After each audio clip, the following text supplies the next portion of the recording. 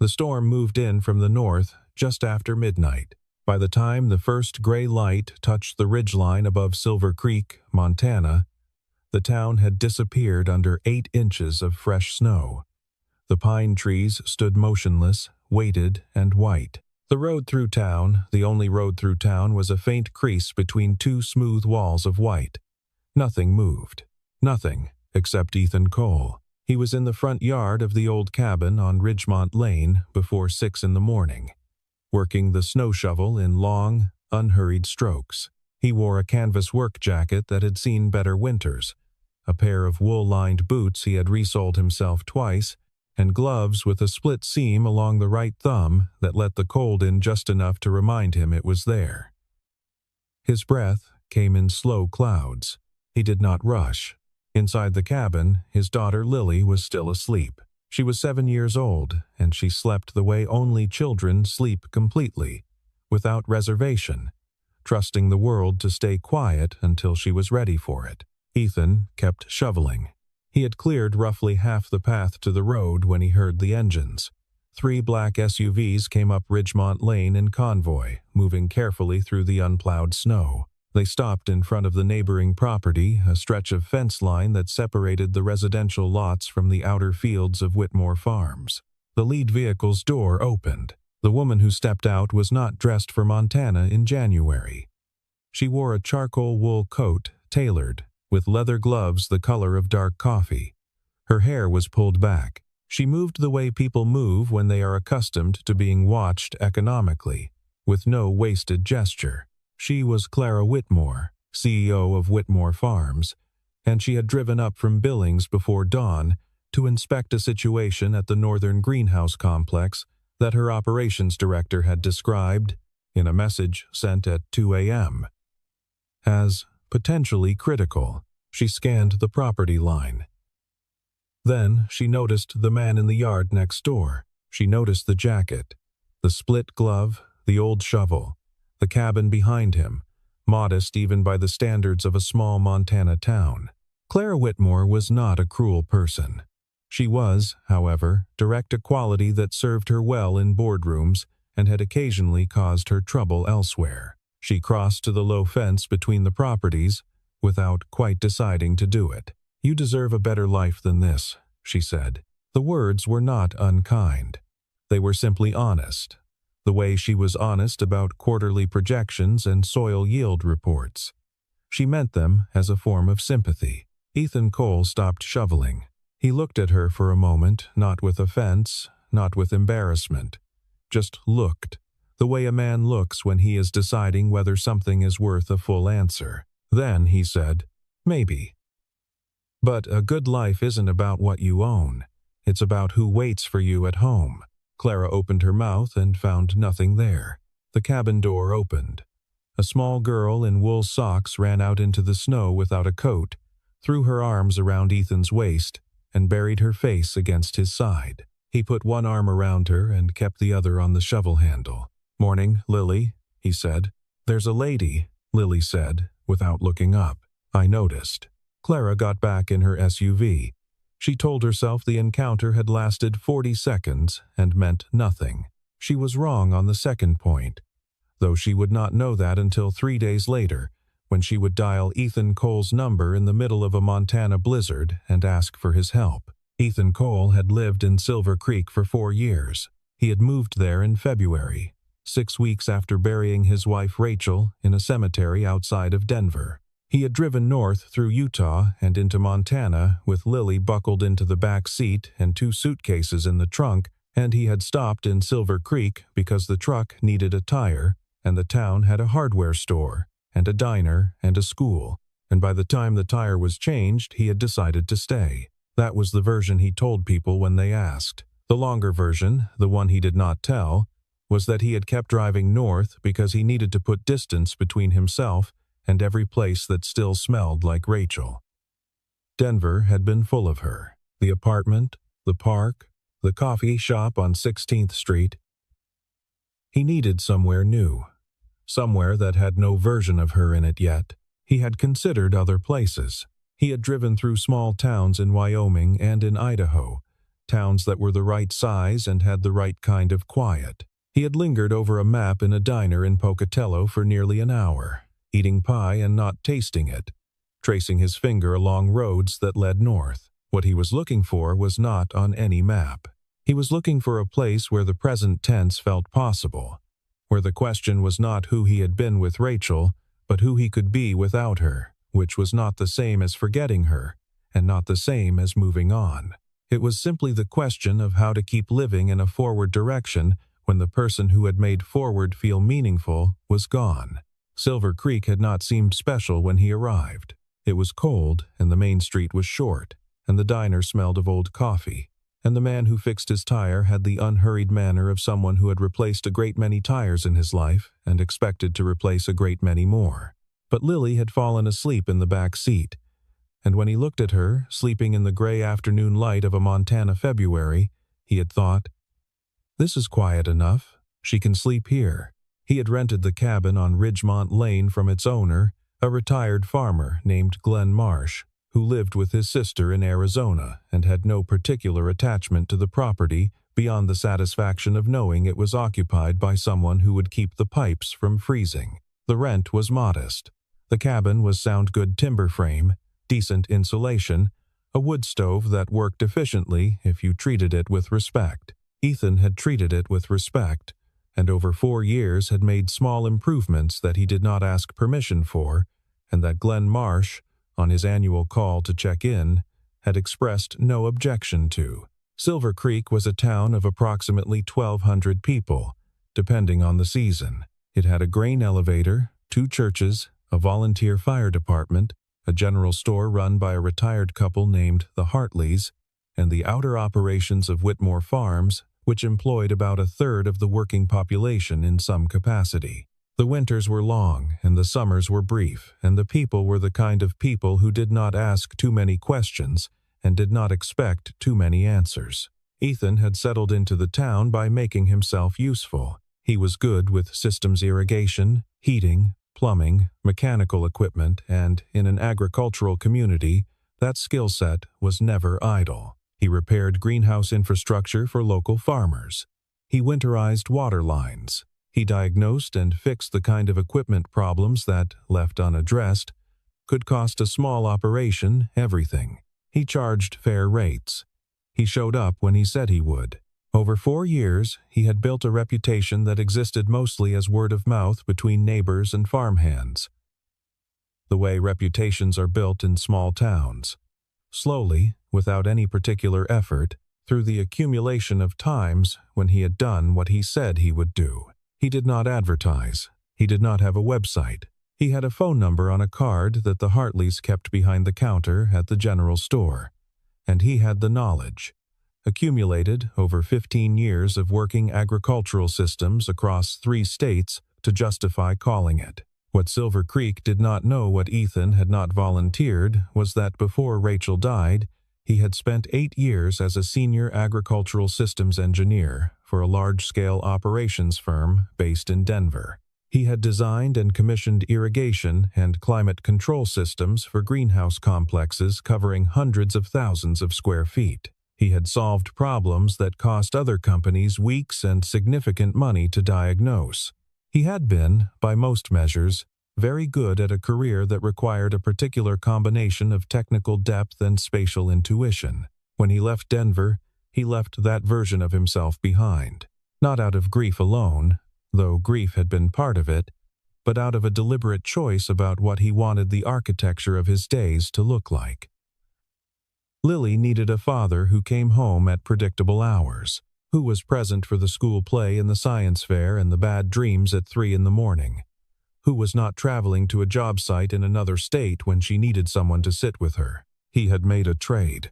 Most people who knew him in Silver Creek did not know what he had traded, or what he had been worth in the life before. He kept it that way by preference, not by shame. The morning Clara Whitmore spoke to him across the fence, Lily had just started 2nd grade. She was reading above grade level. As Rachel had, she collected rocks and labeled them in a notebook in her own invented categorization system. She had a best friend named Mia Hartley, the granddaughter of the couple who ran the general store, and they spent Saturday afternoons building things in the Hartley's barn with scrap wood and too many nails. She was, Ethan thought, the best thing he had ever helped make. He finished clearing the front path that morning without further incident. He made oatmeal. He packed Lily's lunch. He drove her to school in the pickup truck, which had a heater that worked on the right side but not the left, so Lily always sat behind him. He did not think much about the woman in the wool coat. He would. The second storm hit 3 days later, on a Thursday night. It came fast, faster than the forecast had suggested, and by 10 o'clock the wind was moving at 40 miles an hour and the temperature had dropped to 8 degrees below zero. Ethan had banked the cabin's wood stove, checked the insulation on his outdoor pipes, and gone to bed early. His phone rang at 11:47. The number was unfamiliar. He answered it because in a small town, an unfamiliar number in the middle of a blizzard usually meant something had gone wrong for someone who needed help. Mr. Cole. The voice was controlled, but only just. He recognized it immediately. The directness was the same, even stripped of its composure. "This is Clara Whitmore. I was told you might be able to help with an equipment emergency." "Tell me what's happening," he said. She told him. The climate control system in Greenhouse Complex 4, the northern facility, the one that ran the cold-sensitive seedlings for the spring contracts, had failed. The heating circuit had gone offline. The temperature inside the greenhouse was dropping. At current rates, the seedlings would be in irreparable cold stress within 4 hours. The spring contracts represented approximately $2.3 million in committed deliveries. Her on-call systems technician was stranded on the south side of a road closure 15 miles out. The 2 additional contractors she had tried were not answering. She said all of this in a flat, efficient tone that told him she had already moved through the part where she felt the weight of it and was now operating entirely in solution mode. "I'll need to know what control system you're running," Ethan said. "Argus, Series 7. The display unit is showing a pressure fault on the main loop. When did the fault appear?" "The alarm triggered at 11:15. "Has anyone been inside the mechanical room since the alarm?" "One of my staff checked the display panel." They didn't go further. There was a pause. Not hesitation, he was running through the logic of the system in his head. The Argus Series 7 was a reliable platform with one known vulnerability in extreme cold. The primary supply valve, if its actuator solenoid lost power during a temperature spike, could lock in the closed position, while the control panel registered a pressure fault instead of a valve fault. It was a firmware labeling issue that the manufacturer had never fully corrected. Most technicians, reading pressure fault, went to the pump or the lines. The actual problem was upstream, at the valve. "Give me the address. I'll be there in 20 minutes. There was a silence on the other end. "It's bad out," she said. It was not a warning. It sounded, faintly, like an acknowledgement that she was asking something significant. "I know what it's out there," he said. "I live here." He called Margaret Hartley, who lived 4 houses down and had a standing arrangement with Ethan for exactly these situations. Margaret was at the cabin in 10 minutes, settling into the armchair by the stove with a cup of tea she had brought in a thermos. Lily did not wake up. Ethan drove to Whitmore Farms through a blizzard that turned his headlights into twin cones of moving white. The greenhouse complex was a long, low structure of steel and polycarbonate panels, sitting at the edge of the Whitmore property where the fields gave way to the foothills. Even through the blizzard, Ethan could see light inside the panels. The grow lights were still running, which meant the electrical system was intact. The problem was thermal, not systemic. That was marginally better news. Clara Whitmore was standing inside the main entrance when he arrived, and for a moment the contrast between her and the last time he had seen her was stark enough that he took note of it. The tailored coat was gone. She was wearing a Whitmore Farms fleece over a flannel shirt, and her hair, freed from whatever arrangement she'd had it in before, was loose around her shoulders. She was holding a tablet, and her expression was the expression of someone managing a controlled emergency, present, focused, and not willing to show how much was at stake. "The mechanical room is in the back," she said, without preamble. "Good," he said. "Walk with me." She did. As they moved through the greenhouse, she briefed him on the system when it had last been serviced, what the maintenance log showed, what the temperature readings had been doing over the past 6 hours. She was, he noticed, precise. She had clearly spent the period between her call to him and his arrival learning everything available about the failure.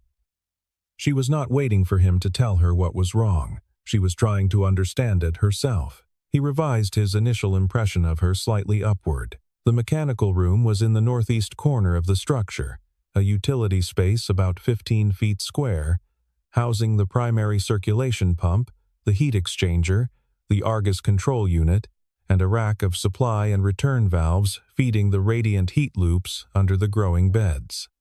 The room was cold. Not as cold as outside, but well below operating temperature. The metal surfaces had a faint glaze of condensation that had partly frozen, and the smell was of hydraulic fluid and insulation and the particular metallic cold of machinery that had been sitting dormant in winter air. Ethan pulled on his headlamp, clicked it on, and stood for a moment in front of the system before touching anything. This was a habit he had developed early in his career and never abandoned. The 30 seconds before the work began, when you simply looked at the system as a whole, not scanning for the problem that came later, just looking, reading the posture of the components, noting what was where, what was connected to what the system was telling you in aggregate before you asked it specific questions. In 15 years, this habit had saved him from misdirected repairs more times than he could count. The pump was running. He could hear that from the doorway, a labored, high-pitched cycling that was not the sound a healthy pump made. It sounded like an engine working against a closed throttle. That told him the restriction was upstream. He looked at the valve tree. Ethan set down his bag, opened it, and began working through the system in methodical sequence, the way he always did. Control unit first, to read the fault codes, then the pump assembly, then the valve tree. He did not rush through steps to get to the diagnosis faster. He went in order, because going in order was what prevented the error of finding one problem and missing the one behind it. Clara watched. She did not hover. She positioned herself near the door where she was not in his way, and she watched the way someone watches when they are genuinely trying to understand what they are seeing. The Argus display confirmed the pressure fault code. Ethan cleared it temporarily to read the voltage log beneath. There it was. A brief power interruption to the valve actuator circuit at 11:08, 7 minutes before the main alarm. The actuator had lost power mid-cycle and locked. "It's not the heater," he said. "It's the main supply valve. The actuator locked in the closed position. Your pump has been running against a closed loop for the last 40 minutes. She looked at the control panel. "The fault code says pressure. The fault code is wrong." This version of the Argus firmware labels actuator faults as pressure faults. It's a known issue the manufacturer never patched properly. He was already crouching at the valve assembly. "Do you have a bypass handle for this line? Or do I need to build a manual bypass?" She went to a panel on the wall, opened it, and handed him a valve key without being asked. He looked at her. "I read the maintenance manual when the alarm went off," she said. "I didn't understand most of it, but I found the part about the bypass tool." He took the key. That was useful. It was a simple compliment, delivered without embellishment, but something in the way she received it, a small straightening of posture, quickly suppressed, told him it had landed.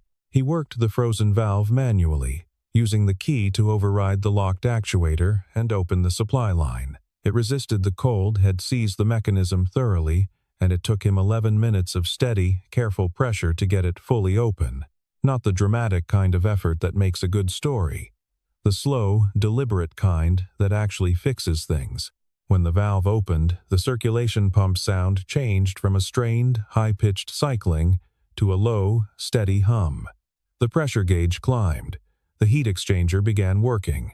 Ethan checked every junction in the loop for stress damage from the extended dry run. Found 2.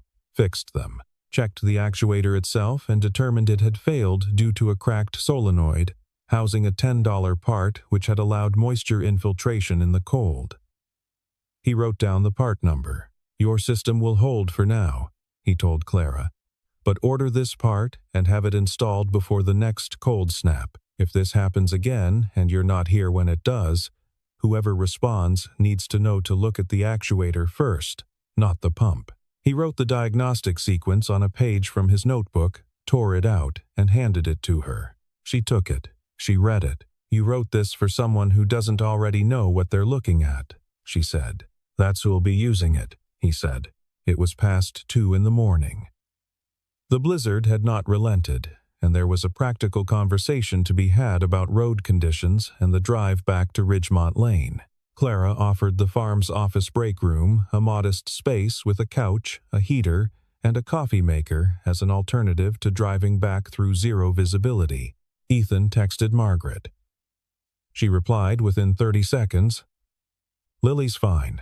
Stay if you need to. The stove's going." He accepted the offer. The break room was warm and quiet. Clara made coffee, real coffee, not the powdered kind, and they sat at a small table across from each other, and something about the late hour and the storm outside, and the particular relief of a crisis narrowly averted, created a space that was different from whatever their interaction might have been in the daytime. "Where did you learn to do all that?" she asked. It was the same question people sometimes asked, though most did not ask it directly. He considered it. "I spent about 15 years in agricultural systems engineering," he said. "Mostly large-scale controlled environment agriculture. Greenhouse complexes, indoor grow facilities, precision irrigation for row crop operations. I designed systems, commissioned them, solved problems when they broke." Clara set her coffee down. She was looking at him the way she had looked at the control panel with the focused attention of someone running calculations. "You designed systems at this scale?" "Larger. I spent 4 years with a firm out of Denver. Before that, I was with an operation in the San Joaquin Valley that ran 12 greenhouse facilities in a single complex." He paused. "I was reasonably good at it." "Reasonably good," she repeated, and there was something dry in her tone that was not quite a smile but was close to one. "I was told I was better than that," he said. I found it immodest to agree. Now she did smile. It was brief and genuine, and nothing like the composed, executive expression she had arrived in that morning. "Why Silver Creek?" she asked. He took a moment before answering. Not because it was a difficult question, but because it was a question that had more than one true answer, and he was deciding how many of those answers to give. "My wife died 4 years ago," he said. "Lily was 3. I needed somewhere different. Somewhere without the history." He looked at his coffee. "Silver Creek had what I needed. Work I could do with my hands and be home before dark. A school Lily could walk to. Neighbors who leave you alone unless you need them, and then they show up. You gave up a career," Clara said. It was not a judgment. It was an observation, and there was something in it that was quieter than her usual register. "I made a trade," he said. "Lily needed a father more than the world needed another engineer." Clara said nothing for a moment. Outside, the blizzard pressed against the walls. "That's the second thing you've said to me that I didn't have a response for," she said. "What was the first?" "You know what the first one was." He did. He said nothing. The silence was not uncomfortable. The next morning, Ethan was back at the farm. Not because Clara had asked him to come back, though she had asked him to do a full assessment of the climate control systems across all 4 greenhouse complexes, while the weather kept the regular maintenance crew grounded. He came back because he had started something the night before, and leaving it half-finished was not a thing he did easily. He was in the middle of Complex 2's mechanical review when Clara found him and closed the door behind her. The expression on her face was different from the crisis management expression he had seen the night before. This was something older and harder. "I need to show you something," she said. She had a legal file on her tablet, a collection of documents she had received that morning from her company's attorney. At the center of them was a letter from a law firm representing Marcus Hale, a regional land developer who had been attempting to acquire agricultural properties along the northern Silver Creek corridor for the past 2 years. The letter cited a provision in the original land use agreement between Whitmore Farms and the county, which stipulated that if production fell below a specified threshold during any contracted delivery period, the lease terms on the eastern parcel, a significant portion of the farm's operational footprint, would become subject to renegotiation. Marcus Hale held a secondary interest in that lease. The letter noted that Whitmore Farms had, according to Hale's legal team, been at risk of failing its current delivery threshold due to operational disruptions, and formally put Clara on notice that Hale would be exercising his renegotiation option if the spring contract deliveries were not met in full. "He's been waiting for this," Clara said.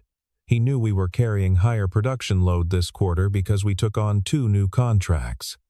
He's been watching for something to go wrong." Ethan read the letter twice.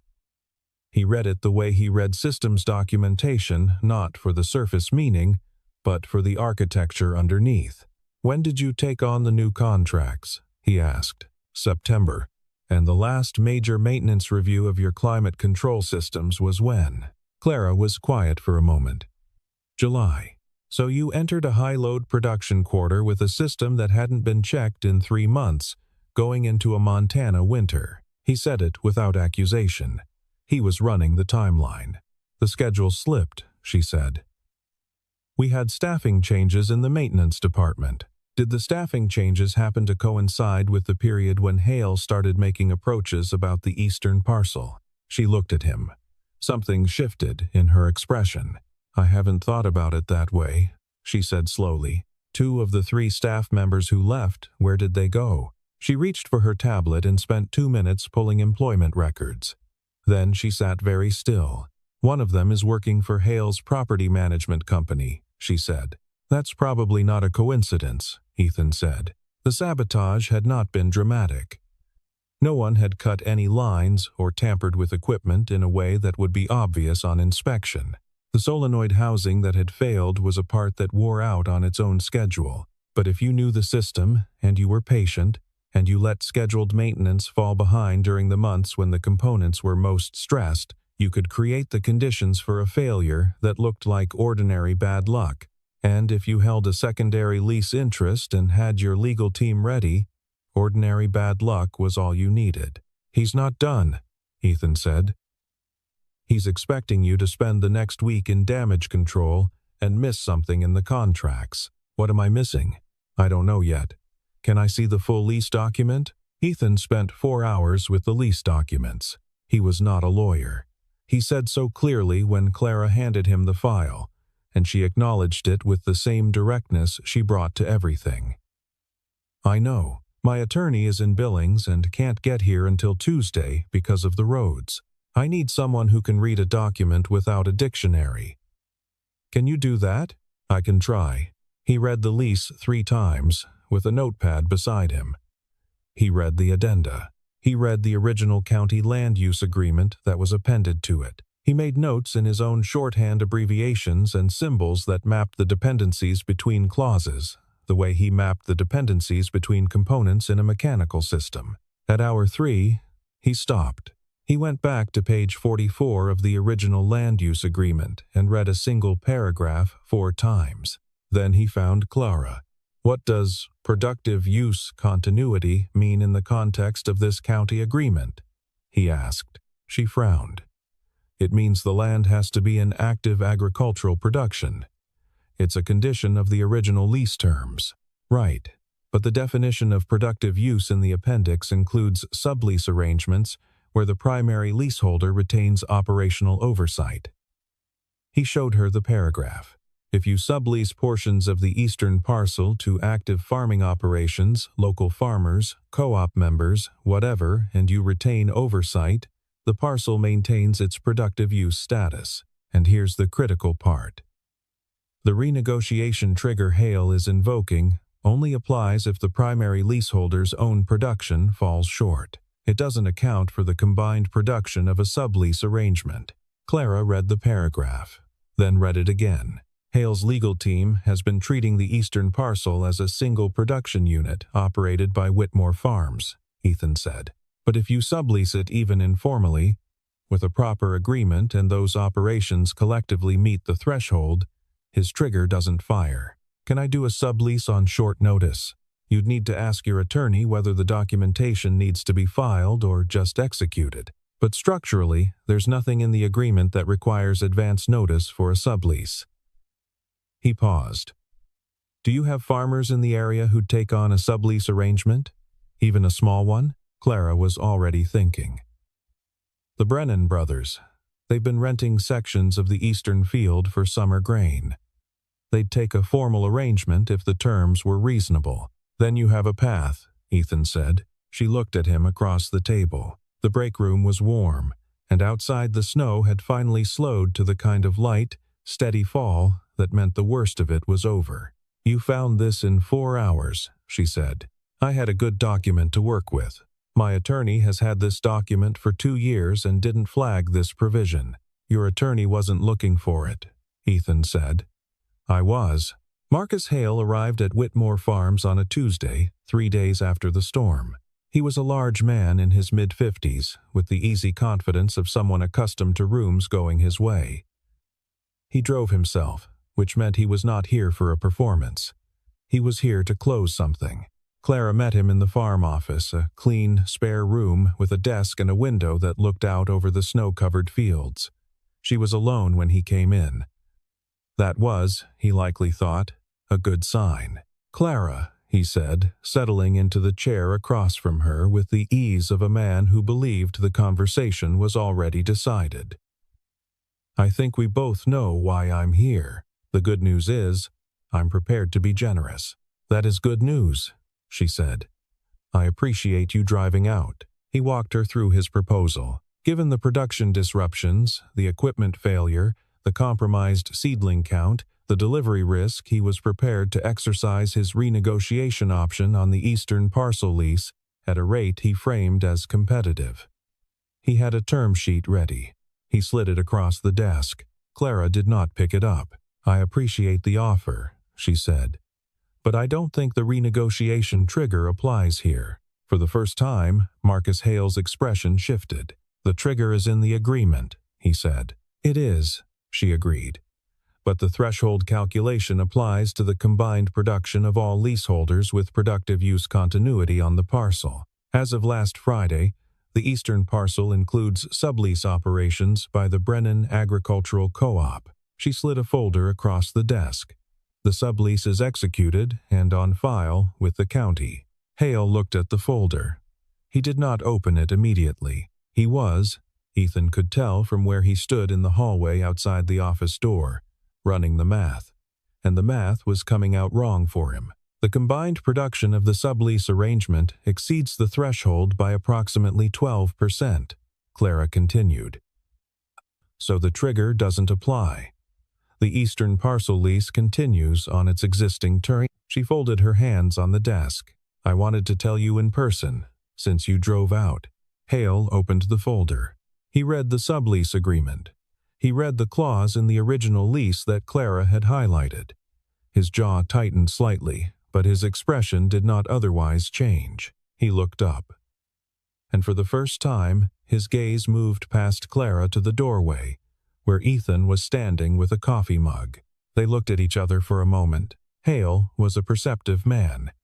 He understood, in that instant, that the person he was looking at was the reason his plan had failed. Good legal work, Hale said, to Clara, but still looking at Ethan. I had help, Clara said. Hale stood. He picked up his term sheet. He was cordial. As he left, he was the kind of man who was always cordial, because cordiality cost nothing and preserved options. But the easy confidence was gone from the way he moved, replaced by the contained displeasure of someone who had come to collect and left without what he'd come for. When his car had cleared the property, Clara set down the coffee she had been holding since before Hale arrived and looked at Ethan. "He'll come back," Ethan said. "I know," she said.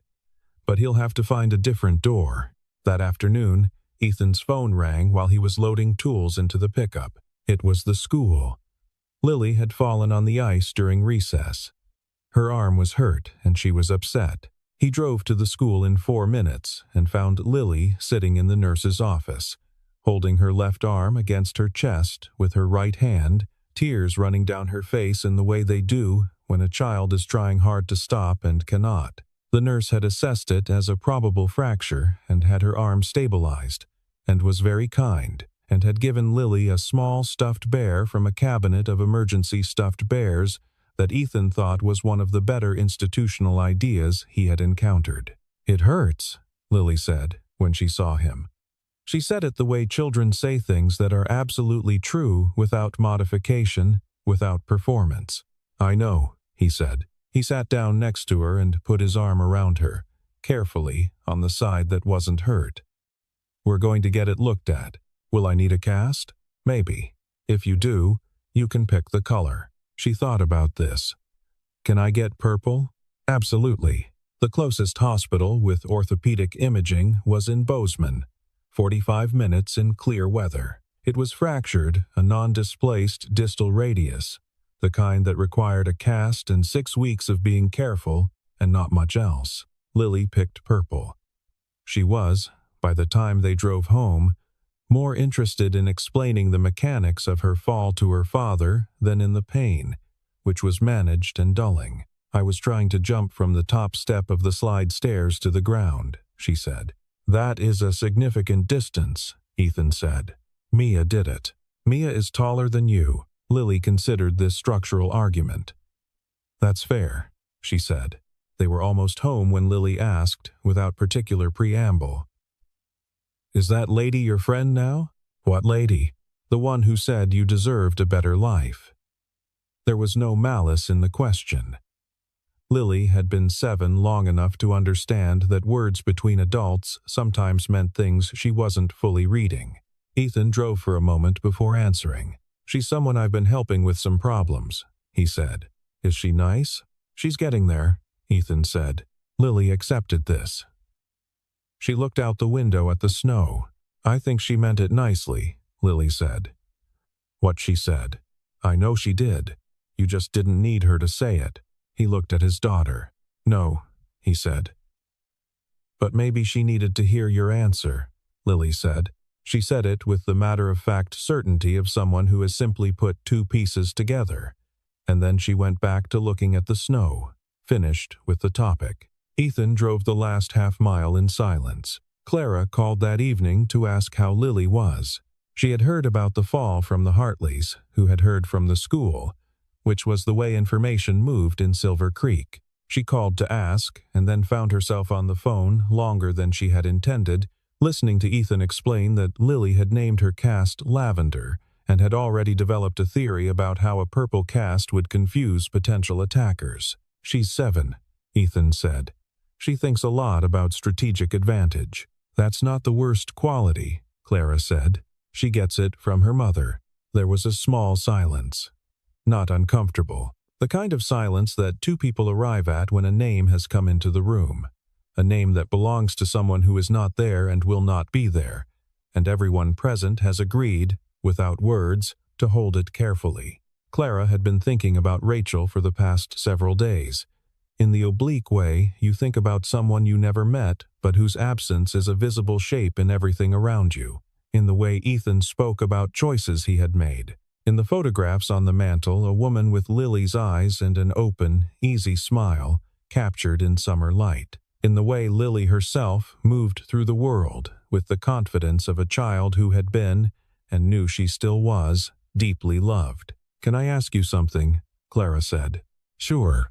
"The thing you said. Both things you said. To me, before any of this."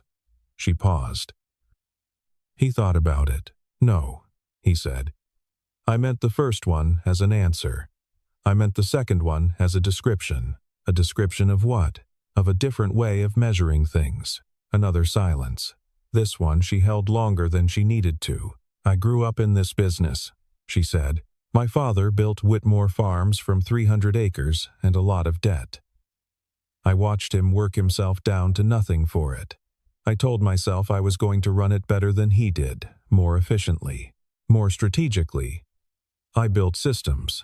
I hired people. I took on contracts that required us to perform at a level he never could have. She stopped. I don't know when I stopped living the rest of it. The rest of what? He asked. The part that isn't the business. He did not say anything immediately. He let her sentence sit. You said you came to Silver Creek to check on the farm, Ethan said. Before the storm. What were you supposed to be doing that week instead? I was supposed to be at a conference in Vancouver. For work.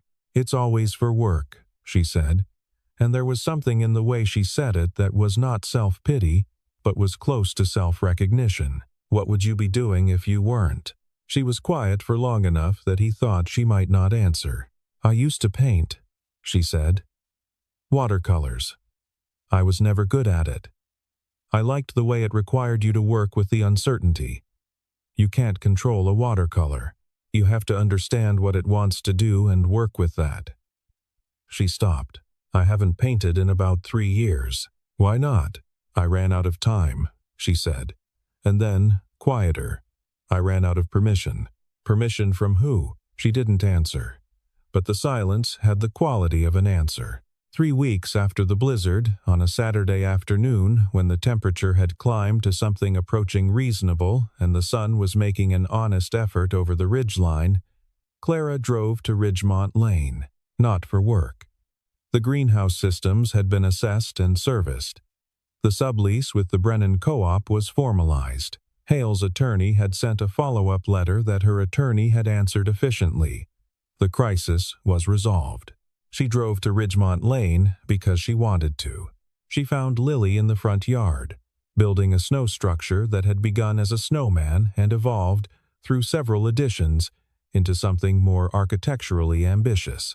Lily was wearing a bright green coat, and her purple cast was covered in a waterproof sleeve in a slightly different shade of purple that did not match and clearly bothered no one involved. She looked up when Clara's car stopped. "Hi," Lily said. "Are you here to see my dad?" "I am," Clara said. "He's inside making soup." Lily returned her attention to her construction project. "It's Tomato." Clara knocked. Ethan opened the door. He was wearing a flannel shirt with the sleeves pushed up, and he was holding a wooden spoon, and behind him the cabin was warm, and smelled like the soup Lily had described, and like wood smoke, and like a place where someone actually lived. "You could run a company like mine," Clara said. It came out before she had finished deciding to say it. "You know that. You have the systems knowledge, the problem-solving capacity. You understand operations at a level that most people I employ do not." Ethan looked at her for a moment. "Maybe," he said. "That's your answer to everything." "It's an honest answer," he said.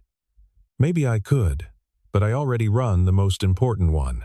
He looked past her at Lily in the yard, who had recruited the snow structure to serve as a fortification wall, and was now narrating a military scenario to herself, involving the purple-sleeved cast as a battering ram. Clara watched too.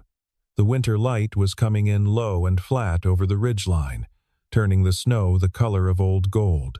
"I said something to you 3 weeks ago that I've been thinking about since," she said. "I remember. I was trying to be kind. I know you were. But I was also measuring you by something that didn't apply." She looked at the yard, at Lily. "I think I've been measuring most things by something that doesn't apply. For a long time." Ethan said nothing. He let the sentence exist without adding to it, the way he let broken machinery tell him what was wrong before he started fixing it. "Do you want to come in?" he asked. She looked at him. There were several things she could have said. She was aware of most of them. "Lily," Ethan called. "Soup."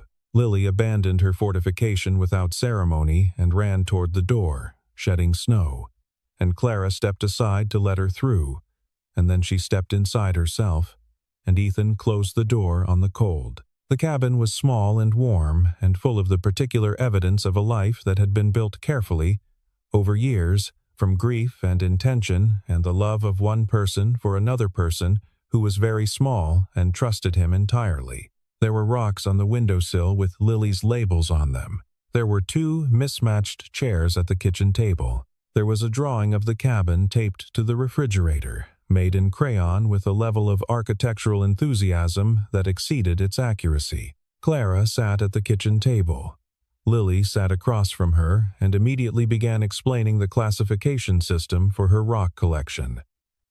Ethan put soup in 3 bowls. For the first time in longer than she could account for, Clara Whitmore was not thinking about production thresholds or contract deadlines or the next thing on the calendar. She was just in a room, warm, because of a man who had decided that the most important thing he could build was this. In February, Clara drove back to Silver Creek on a Saturday for no reason connected to work. She brought watercolors. Not as a gesture, not as a symbol, she had simply ordered them, finally. And they had arrived on Thursday, and she had spent Friday evening remembering that she had once known how to do this, that she had once understood the particular discipline of a medium that required you to release control and trust the process. She spread them on the kitchen table at the cabin while Lily was at Mia Hartley's house, and the afternoon light came in through the south-facing window at the angle that made the snow outside look more beautiful than it had any right to be. Ethan sat across from her and read, and did not comment on the painting, which was what she needed: company without performance, presence without evaluation. What she made that afternoon was not particularly good. It was loose and uncertain, and the proportions of the ridgeline were wrong. She had not painted in 3 years, and 3 years leaves its mark on the hands that once knew how. She kept it anyway. Later, when she was gathering up to drive back to Billings, Ethan walked her to her car. The snow was falling again, the slow, unhurried kind, the kind that accumulates by patience rather than fury. "You could come back next week," he said.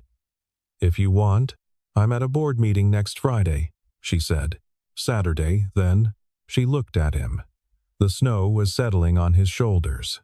"Saturday," she agreed. She drove back through the winter dark with the painting on the back seat. It was still wet. She had propped it against the seat cushion at an angle she hoped would let it dry without smearing.